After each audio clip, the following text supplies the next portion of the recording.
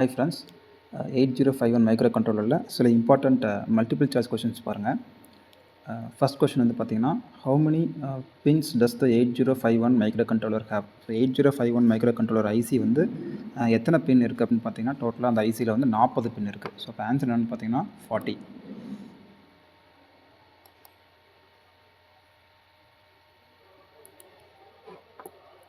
So answer வந்து பார்த்தீங்கன்னா 40. So second question எடுத்துக்கோங்க. Which of the following is not a feature of 8051? அதாவது 8051 feature இல்லாததுன்னு கேட்குறாங்க. ஸோ இதில் வந்து பார்த்தீங்கன்னா இன்பில்ட் வந்து ரோம் வந்து 4 கிலோபைட் அது வந்து இருக்குது கரெக்டு. அதே போல் இன்பில்ட் ரேம் வந்து பார்த்தீங்கன்னா 128 பைட்ஸ் ஆஃப் ரேம் தான்.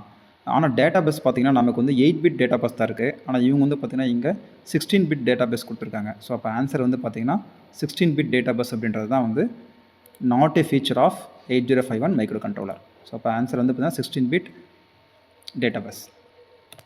தேர்ட் கொஸ்டின் பாருங்கள், எந்த பின்னை யூஸ் பண்ணி which pin is used to reset the 8051 micro கண்ட்ரோலர்னு கேட்டிருக்காங்க. ஸோ எந்த பின் யூஸ் பண்ணி நாம் வந்து ரீசெட் பண்ணுறோன்னு பார்த்தீங்கன்னா பின் நம்பர் 9. ஸோ இது வந்து பின் டயக்ராமில் நீங்கள் வந்து பார்த்தீங்கன்னா தெரியும். ஸோ 9th பின்னை யூஸ் பண்ணி தான் நம்ம என்ன பண்ணுறோம், ரீசெட் பண்ணுறோம். ஓகே, நெக்ஸ்ட்டு அடுத்த கொஸ்டின் பார்த்தீங்கன்னா, which register in 8051 is used to store the return? இப்போ வந்து பார்த்தீங்கன்னா micro controller main program run பண்ணிகிட்ருக்கு.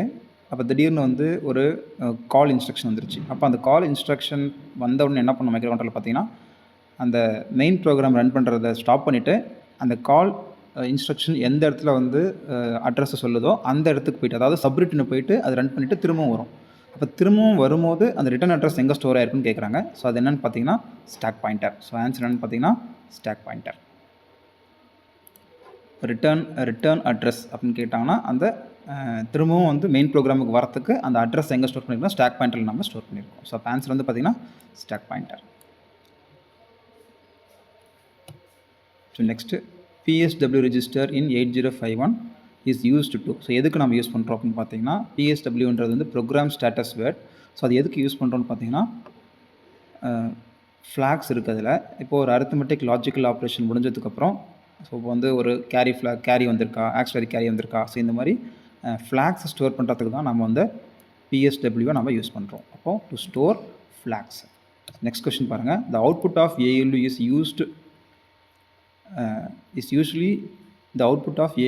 Is usually stored இன்.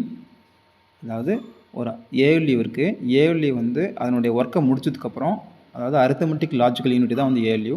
அப்போ அரித்மெட்டிக் லாஜிக்கல் ஃபங்க்ஷன் முடிஞ்சதுக்கப்புறம் உங்களுக்கு வந்து எங்கே அதனுடைய அவுட்புட் ஸ்டோர் ஆயிருக்குன்னு பார்த்தீங்கன்னா அக்யூமுலேட்டரில் டிஃபால்ட்டாகவே ஸ்டோர் ஆகிடும். ஸோ அதனால தான் அக்யூமுலேட்டர் வந்து ஒரு special purpose register to store the result. அதாவது அரித்மெட்டிக் அண்ட் லாஜிக்கல் ஆப்ரேஷன் முடிஞ்சதுக்கப்புறம் ரிசல்ட் ஆட்டோமேட்டிக்காக. 7th question, the instruction MOV A,R1 belongs to which குரூப்னு கேட்குறாங்க. ஸோ டோட்டலாக 5 டைப்ஸ் ஆஃப் இன்ஸ்ட்ரக்ஷன் இருக்குது. கிளாசிஃபிகேஷன் ஆஃப் இன்ஸ்ட்ரக்ஷனில் பார்த்தீங்கன்னா 5 டைப்ஸ் இருக்குது. Data transfer, arithmetic, logical, branching and bit manipulation. So இங்கே வந்து பார்த்திங்கன்னா கண்டென்ட் ஆஃப் R1, அதாவது R1ல் இருக்கக்கூடிய டேட்டாவானது ஏக்கு மூவ் ஆகுது. அப்போ டேட்டா என்ன ஆகுதுன்னா ட்ரான்ஸ்ஃபர் ஆகுது. அதனால் இந்த கொஷனுக்கான ஆன்சர் வந்து data transfer instruction. So data transfer instruction. So next, இந்த instruction MOV A,25 which addressing mode கேட்குறாங்க. ஸோ இந்த இடத்துல பார்த்தீங்கன்னா உங்களுக்கு வந்து ஹேஷ் வந்திருக்குது. ஸோ ஹேஷ் வந்தாவே இது இமிடியேட் டேட்டா, அப்போ immediate addressing mode. So answer வந்து immediate addressing mode. Next 9th question பாருங்கள், what does SJump instruction do? SJumpனா என்ன? Short jump. ஷார்ட் ஜம்ப்ன்றது உங்களுக்கு வந்து வித்தின் 256, அதாவது மேலே ஒரு 128, கீழே ஒரு 127 இது ஜம்ப் ஆகும். டோட்டலாக பார்த்தீங்கன்னா 256 பைட்ஸ் ஜம்ப் ஆகும். கால்ஸ் சப்ரூட்டின் கிடையாது. Performs unconditional jump, stops execution clear. So இப்போ ஆப்ஷன் வந்து பார்த்தீங்கன்னா பர்ஃபார்ம்ஸ் அன்கண்டிஷனல் ஜம்ப். ஸோ இதுதான் இதனுடைய ஆன்சர், SJump. நெக்ஸ்ட் கொஸ்டின் பாருங்கள், which instruction is used to clear the accumulator? Accumulator clear பண்ணுறதுக்கான இன்ஸ்ட்ரக்ஷன் என்ன அப்படின்னு கேட்குறாங்க. Clear accumulator. ஸோ ரொம்ப simple, clear accumulator. CLR-A, clear accumulator. So next, which instruction is used for exchanging content of accumulator with register? Accumulator கூடிய கண்டென்ட்டை register கூட exchange பண்ணிக்கூடிய instruction என்னென்னு பார்த்தீங்கன்னா exchange instruction. XCH, exchange instruction. The function of timer in 8051. So timer எதுக்கு use பண்ணுறோம்? So டிலேவை calculate பண்ணுறதுக்காக தான் நம்ம வந்து டைமர் யூஸ் பண்ணுறோம். ஸோ அப்போ ஆப்ஷன் வந்து பார்த்தீங்கன்னா to measure time delay. So option வந்து A option, to measure time delay. The baud rate in 8051 serial communication is determined by. இப்போ வந்து பார்த்தீங்கன்னா 8051 வந்து சீரியல் கம்யூனிகேஷனில் டோட்டலாக வந்து 4 மோட்ஸில் வந்து ஒர்க் ஆகிட்டு இருக்கு. Mode 0, mode 1, mode 2, mode 3. So இதில் வந்து அந்த பிட் ரேட், அதாவது சீரியல் கம்யூனிகேஷனில் பிட் வந்து டிரான்ஸ்மிட் ஆகுது, அதே போல் ரிசீவ் ஆகுது. ஸோ டிரான்ஸ்மிட் ஆகிறது ரிசீவ் ஆகக்கூடிய அந்த பிட் ரேட், அதாவது எவ்வளோ ஸ்பீடில் வந்து அந்த பிட் வந்து ரிசீவ் ஆகணும், டிரான்ஸ்மிட் ஆகணுன்றத யார் வந்து எந்த டைமர் வந்து உங்களுக்கு வந்து ஜென்ரேட் பண்ணி கொடுக்குது, அந்த ஃப்ரீக்வன்சி, அந்த ஸ்பீடு, பிட் ரேட், அதான் பாட் ரேட் சொல்கிறோம். அது வந்து ஜென்ரேட் பண்ணி தரக்கூடிய டைமர் வந்து பார்த்தீங்கன்னா டைமர் 1. ஸோ டைமர் 1 தான் வந்து அந்த ஸ்பீடை வந்து ஜென்ரேட் பண்ணி கொடுக்குது. ஸோ ஆன்சர் வந்து timer 1. How many interrupts are available in 8051? So டோட்டலாக வந்து 8051 உங்களுக்கு 5 interrupts இருக்குது. ஸோ என்னென்னு பார்த்தீங்கன்னா எக்ஸ்டர்னல் இன்டரப்ட் வந்து 2 இருக்குது. அதுதான் வந்து ஹார்ட்வேர் இன்டரப்ட் அப்படின்னு சொல்லுவோம். ஸோ அதாவது IE0, IE1 சொல்லுவோம், அல்லது எக்ஸ்டர்னல் இன்டரப்ட் 0, எக்ஸ்டர்னல் இன்டரப்ட் 1 சொல்லுவோம். ஸோ அதுக்கப்புறம் டைமர் 0ல் ஒரு இன்டரப்ட், டைமர் 1ல் ஒரு இன்டரப்ட், நெக்ஸ்ட் சீரியல் கம்யூனிகேஷனில் ஒரு இன்டரப்ட், அதாவது RITA, receive interrupt, transmit interrupt சொல்லுவோம். ஸோ டோட்டலாக 5 இன்டரப்ட்ஸ் இருக்குது. ஸோ அப்போ ஆன்சர் என்னன்னா 5. நெக்ஸ்ட் ஹையஸ்ட் ப்ரியாரிட்டி இன்டரப்ட் இன் 8051. ஹையஸ்ட் ப்ரியாரிட்டி வந்து பார்த்தீங்கன்னா external interrupt 0. So external interrupt 0 தான் வந்து பார்த்தீங்கன்னா உங்களுக்கு ஹையஸ்ட் ப்ரியாரிட்டி. ஸோ ஃபஸ்ட்டு வந்து எக்ஸ்டர்னல் இன்டரப்ட் 0, செகண்ட் வந்து பார்த்தீங்கன்னா டைமர் 0, தேர்ட் வந்து எக்ஸ்டர்னல் இன்டரப்ட் 1, ஃபோர்த் வந்து பார்த்தீங்கன்னா உங்களுக்கு வந்து டைமர் 1, ஸோ ஃபிஃப்த் வந்து பார்த்தீங்கன்னா சீரியல் போர்ட் இன்டரப்ட். ஸோ இதுதான் வந்து இன்டரப்டினுடைய ப்ரியாரிட்டினுடைய ஆர்டர். ஸோ ஃபஸ்ட்டு வந்து திரும்ப சொல்கிறேன், ஃபஸ்ட் வந்து எக்ஸ்டர்னல் இன்டரப்ட் 0, செகண்ட் வந்து timer 0, third external interrupt 1, fourth timer 1, fifth வந்து சீரியல் போர்ட். ஸோ இதுதான் வந்து priority order of interrupt in 8051 microcontroller. Next, serial communication in 8051 follows which standard? So என்ன ஸ்டாண்டர்டை use பண்ணுறோன்னு பார்த்தீங்கன்னா RS-232 தான் நம்ம யூஸ் பண்ணுறோம். ஸோ அப்போ RS-232 ஸ்டாண்டர்ட் தான் யூஸ் பண்ணி நம்ம என்ன பண்ணுறோம், சீரியல் கம்யூனிகேஷன் இங்கே நடக்குது.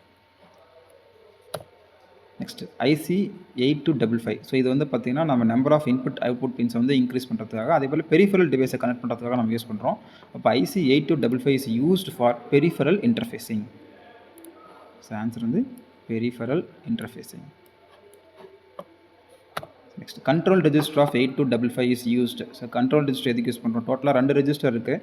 ஒன்று வந்து கண்ட்ரோல் ரெஜிஸ்டர், இன்னொன்று வந்து data register. So data register வந்து பார்த்தீங்கன்னா டேட்டாவை ஸ்டோர் பண்ணுறதுக்காகவும், கண்ட்ரோல் ரெஜிஸ்டர் வந்து பார்த்தீங்கன்னா 8255ல் மோட்ஸை நாம் வந்து கான்ஃபிகர் பண்ணுறதுக்காக தான் யூஸ் பண்ணுறோம். அப்போ ஆன்சர் வந்து பார்த்தீங்கன்னா to configure modes. To configure modes.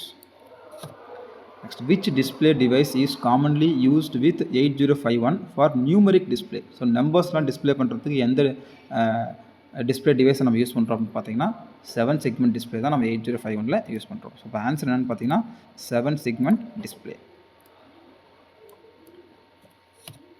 Which of the following is an input device that can be interfaced with 8051? So input டிவைஸ்னு கொடுத்துருக்காங்க. ஸோ கீழே கொடுத்துருக்கிற ஆப்ஷனில் எந்த ஆப்ஷன் வந்து இன்புட் டிவைஸ்னு நீங்கள் பார்த்தீங்கன்னா, இன்புட் டிவைஸ் வந்து பார்த்தீங்கன்னா சென்சார்ஸ் தான் வந்து இன்புட் டிவைஸ். சென்சார் தான் வந்து என்விரான்மெண்ட்டில் இருக்கக்கூடிய டேட்டாவை கலெக்ட் பண்ணி நமக்கு மைக்ரோ கண்ட்ரோலரில் கொடுக்கும். அப்போ இன்புட் டிவைஸ் வந்து சென்சார் தான். இப்போ ஆன்சர் என்ன? Sensor. Next the direction of rotation of stepper motor is controlled by. இப்போ வந்து நம்ம ஒரு பர்டிகுலர் சீக்வன்ஸ் கொடுத்தோம்னா, பர்டிகுலர் சீக்வன்ஸ் ஆஃப் டேட்டா கொடுத்தோம்னா ஃபார்வர்டில் சுற்றுவோம். அதே சீக்வன்ஸை நம்ம ரிவர்ஸில் கொடுத்தோம்னா என்ன ஆகும்னா அது ரொட்டேஷன் மாறி சுற்றும். ஸோ அதை ஃபார்வர்டு பேக்வேர்டு நம்ம சொல்லுவோம். ஸோ அப்போ என்ன பண்ணணும், ஸோ ஃபார்வர்டில் கொடுத்தா ஃபார்வர்டு சுற்றும், அதே ரிவர்ஸ் பண்ணி கொடுத்தா ரிவர்ஸில் சுற்றும். அப்போ என்ன பண்ணணும், ஆன்சர் வந்து பார்த்தீங்கன்னா reversing the sequence of execution. So அதுதான் இதனுடைய ஆன்சர். ஸோ ஆப்ஷன் பி தான் வந்து உங்களுக்கு கரெக்டான answer, reversing the sequence of execution. Next PWM technique is mainly used for. So இது வந்து டிசி மோட்டார் தான் நம்ம யூஸ் பண்ணுறோம். ஸோ எதுக்காகன்னு பார்த்தீங்கன்னா to control the speed of DC motor. So அப்போ ஆப்ஷன் ஏ தான் உங்களுக்கு கரெக்டான ஆப்ஷன். ஸோ PWM அப்படின்னாவே நம்ம டிசி மோட்டருடைய ஸ்பீடை கண்ட்ரோல் பண்ணுறதுக்கு தான் நம்ம இதை யூஸ் பண்ணுறோம். அப்போ speed control of DC motor தான் உங்களுக்கு கரெக்டான answer. Next Arduino uses which type of controller. So Arduino வந்து எந்த கண்ட்ரோலர் யூஸ் பண்ணுறதுன்னு பார்த்தீங்கன்னா ஏவிஆர் கண்ட்ரோலர் தான் அது யூஸ் பண்ணுது. ஸோ அப்போ AVR controller. So option B. Which type of memory stores the Arduino program code. So உங்களுக்கு வந்து ஆர்டினோ ப்ரோக்ராம் வந்து ஆர்டினோவில் வந்து ப்ரோக்ராம் எங்கே ஸ்டோர் ஆகுது அப்படின்னு பார்த்தீங்கன்னா ஃப்ளாஷ் மெமரியில் தான் உங்களுக்கு வந்து ஸ்டோர் ஆகுது. ஸோ இது நம்ம ஆர்கிடெக்சர்லேயே பார்த்துருப்போம். 8051 அதாவது ஆர்டினோனுடைய ஆர்கிடெக்சர்லேயே நம்ம வந்து இதை பார்த்துருப்போம். ஸோ ஃப்ளாஷ் மெமரியில் தான் உங்களுக்கு ப்ரோக்ராம் வந்து ஸ்டோர் ஆகுது. நெக்ஸ்ட் ப்ரோக்ராமிங் லாங்குவேஜ் C++ அல்லது C embedded C. So answer என்னென்னு பார்த்தீங்கன்னா எம்பெடட் சி. ஸோ ஆர்டினோ வந்து யூஸ் பண்ணக்கூடிய ப்ரோக்ராமிங் லாங்குவேஜ் வந்து எம்பெடட் சி. சில நேரங்களில் C++ன்னு நாம் சொல்லலாம். So C++.